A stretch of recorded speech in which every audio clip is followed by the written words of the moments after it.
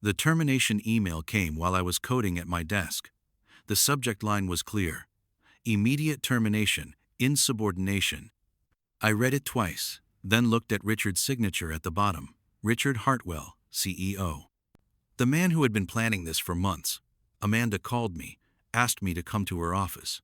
I went. She was sitting at her desk with an official demeanor. She told me I was being terminated, citing insubordination and team incompatibility as the reason. I simply said I understand. I was so calm about it that she was surprised. My name is Mark. I'm 38 years old, and I've been developing software for 12 years. I had written thousands of lines of code at this desk. Now, sitting at the same desk, I was thinking about how I had recorded every conversation over the past 6 months. Richard had no idea what a huge mistake he had just made. I had been working at TechFlow Solutions for 8 years. It was a mid-sized software company with 150 people. I was a senior developer leading a small team. Everything was going well. James Morrison was a good boss. He had an open-door policy, listened to everyone, and treated people fairly. In 8 years, I never had any major problems. In March 2023, James decided to retire. He sold his shares to Tech Venture Capital. They made Richard Hartwell the CEO. Richard was 45 years old, had an MBA, and had worked as a transformation specialist at 3 different companies. His LinkedIn profile said, "Disruptive Leadership."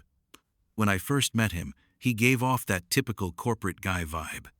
He told me, "James talked about you a lot. We're going to unlock the real potential in this company, provided you can adapt to change." When I heard that "provided you can't part," I thought to myself, I'm not going to get along with this guy. In the first week, he held vision meetings with every department. His presentations were full of buzzwords. He kept saying the old system is gone, we're rebuilding everything from scratch. At the end of the first month, he fired 12 people. He called it optimization. Richard's true face started to emerge in August. We were discussing the new project timeline in our weekly developer meeting. I told him the deadlines weren't realistic. I said, completing these features in 2 months is impossible.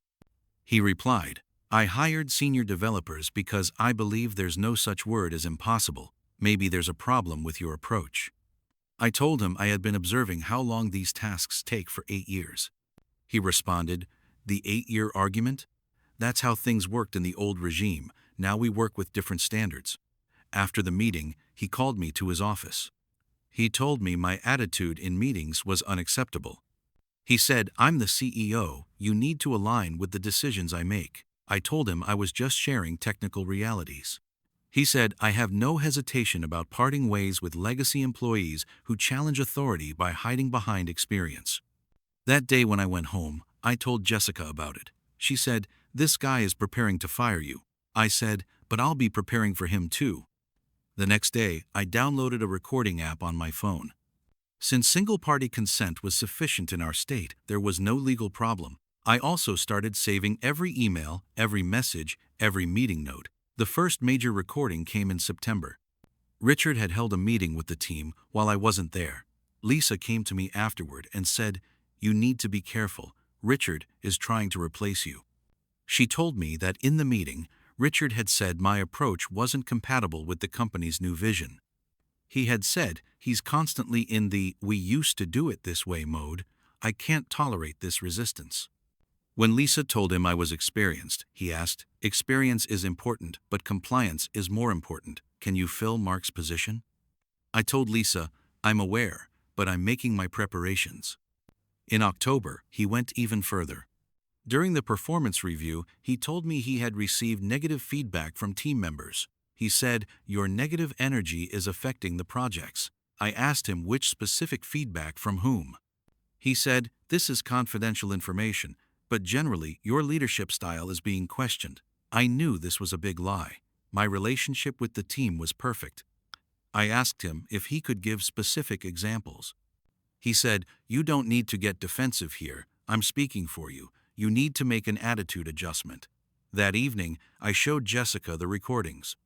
She said, this man is doing psychological harassment. You need to protect yourself. In November, Richard put his plan into action. He said I had made a critical error in a major client's project. He told me the client was very angry and this was my responsibility. I told him every decision in the project had gone through his approval and the email records were still available. He said, "Emails are details. The strategic failure is yours." I told him this wasn't fair, that we had taken every step together. He said, "You need to learn to take responsibility. Blaming others is unacceptable." Of course, I was recording this conversation too. How Richard was manipulating was very clear. In December, the final blow came. In the performance review, he told me my performance this quarter hadn't met expectations. He said, "You need an improvement plan."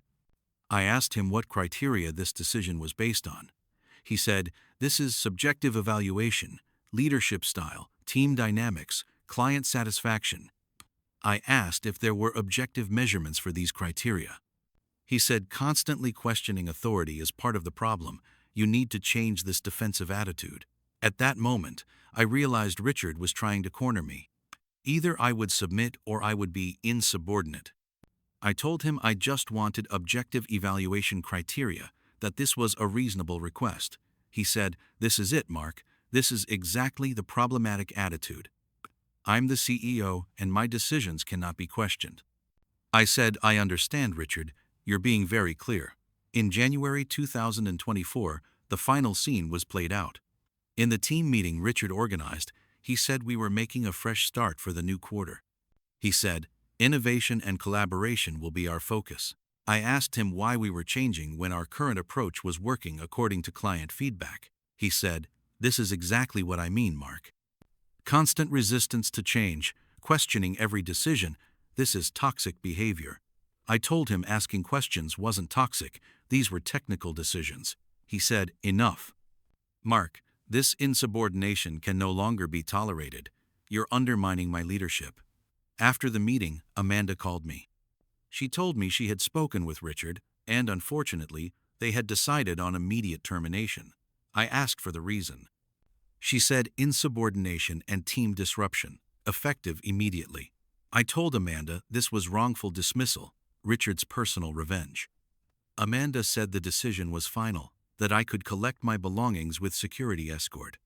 While I was clearing out my office, Richard came.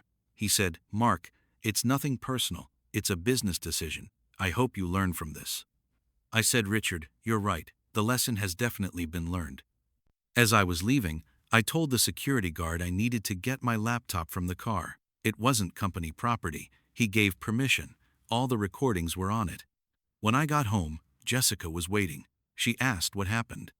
I told her I was fired for insubordination. She asked what I was going to do now.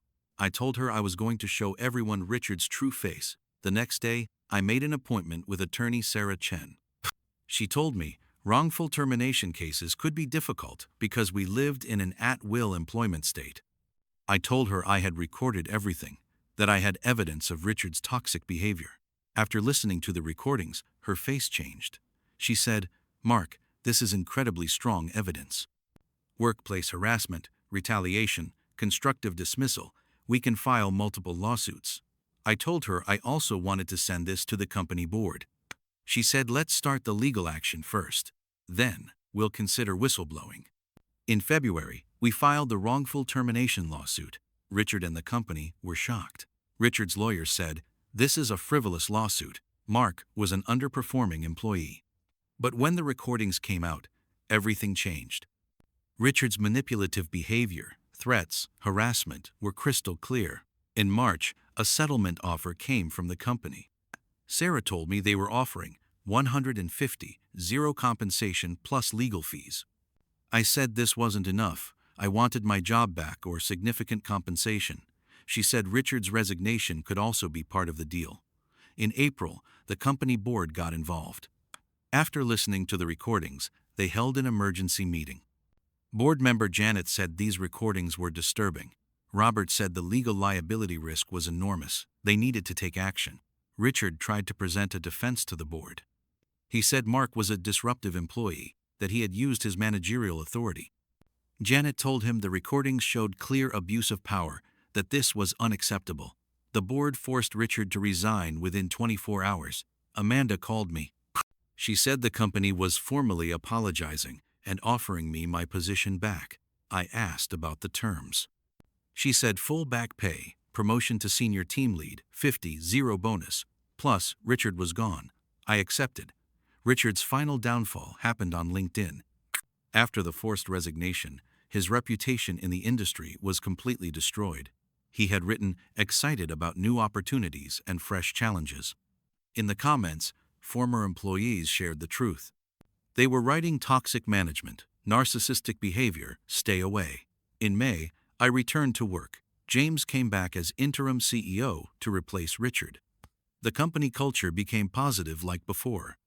Lisa came to me and asked how I stayed so calm. She said if it were her, she would have had a breakdown. I told her that toxic people eventually destroy themselves. You just need to be patient and prepared. The lessons from this story. First, document everything.